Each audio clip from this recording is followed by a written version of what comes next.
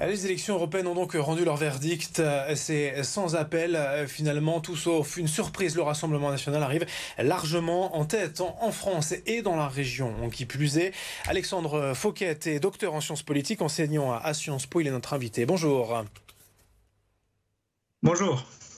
Oui, c'est pas vraiment une surprise, c'est une influence grandissante, un ancrage local qui se confirme pour le Rassemblement national. Oui, tout à fait. Ce n'est pas une surprise sur le plan national. Par contre, il a des scores vraiment élevés, notamment dans le Pas-de-Calais, donc il fait mieux que sur le plan national. Aujourd'hui, plus qu'hier, le Rassemblement national semble être, comment dire, très influent dans le Nord-Pas-de-Calais, dans notre région, qui devient un bastion de l'extrême droite. La surprise aussi, mais que vous aviez peut-être prédit, Alexandre Fauquet, la conséquence, c'est la dissolution de l'Assemblée nationale. Oui, pourquoi? Bien parce que en fait, le pays devenait ingouvernable.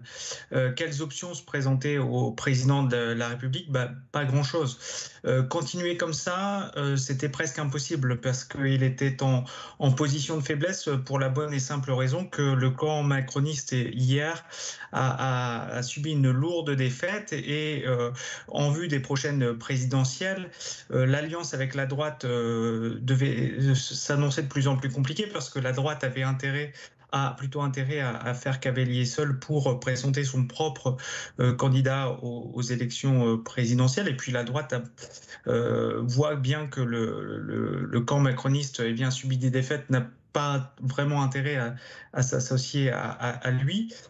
Donc, le président risquait le gouvernement risquait de voir se multiplier les motions de censure à son encontre, et donc tout gouvernement macroniste risquait de tomber. L'autre option, c'était de faire de la politique inverse de ce qui a été fait depuis maintenant un certain nombre d'années, ce qui semble vraiment pas compatible avec ce gouvernement. Ou alors, tenter effectivement un pari presque contraint, mais le pari de finalement donner la possibilité aux partis d'opposition de s'user au pouvoir. Puisqu'on sait que dans la Ve République, en général, le Premier ministre ou la Première ministre est un fusible. Et c'est très difficile, quand on est Premier ministre, de devenir président de la République derrière. C'est jamais fait. Enfin, C'est des enjeux directement nationaux dont après on avoir pourra été. reparler, mais en tout cas dans la région, ces législatives, elles laissent, selon vous, de portes ouvertes au Rassemblement national. 12 députés du RN ici. Il y en aura plus, selon vous, début juillet? Ça, je ne sais pas. En tout cas, il semble compliqué que les 12 ne retrouvent pas leur poste, puisqu'ils étaient sur des scores assez solides. Plus, je ne sais pas, mais en tout cas, la gauche, l'union à gauche semble compliquée. Peut-être qu'au pied du mur, la gauche va s'unir et va réussir à renverser certaines tendances, mais dans notre région, je le conçois mal. Alors pourtant, il y a des bastions. À Lille, la gauche résiste plutôt pas mal, surtout si on considère l'ancien alliage NUPES, de la France Insoumise, du PS ou des écologistes. Si on fait le total, finalement, c'est pas si mal quand même dans la région. Oui, oui, tout à fait, mais là, je parle vraiment par rapport au territoire des 12 députés du Rassemblement national. Je ne parle pas évidemment des terres de gauche qui restent à gauche.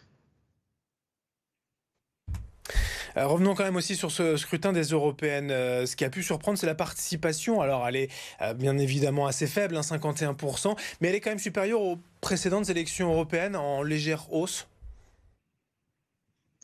Oui, on l'avait ressenti ça aussi, c'est-à-dire que le contexte international est tel, avec la guerre en Ukraine, mais aussi l'inflation, et puis perspective des prochaines présidentielles.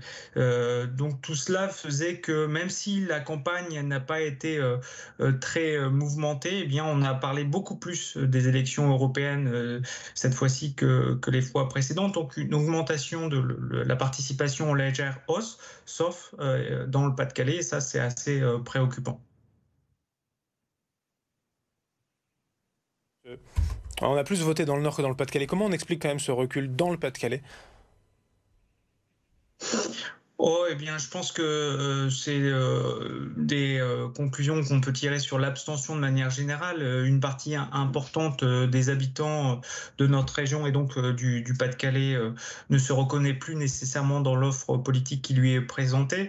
Il y a un sentiment de lassitude, de déclassement, de peur aussi, avec le contexte dont je vous ai parlé, qui s'exprime soit par des taux d'abstention importants ou en hausse, c'est le cas du Pas-de-Calais, pas du Nord et pas de la France de manière générale pour ces élections européennes, mais en tout cas c'est le cas du Pas-de-Calais, c'est assez préoccupant.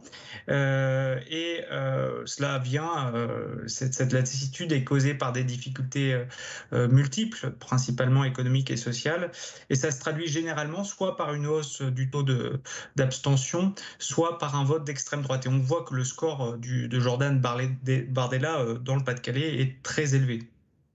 Donc ces deux historiquement, phénomènes la région Nord-Pas-de-Calais, c'était un bastion socialiste.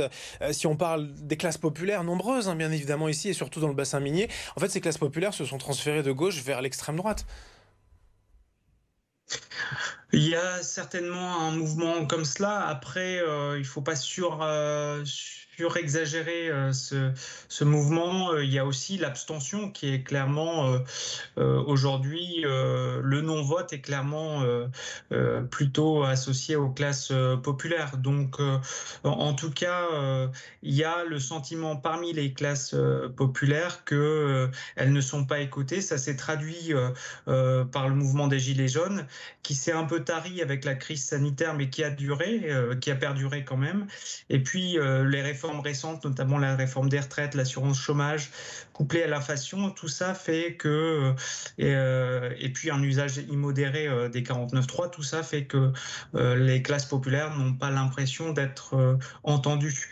Et donc, voilà, il semble y avoir une vraie fracture sociale, qui est aussi une fracture territoriale, notamment dans le Pas-de-Calais. Et il y aura très vite un nouvel appel au vote en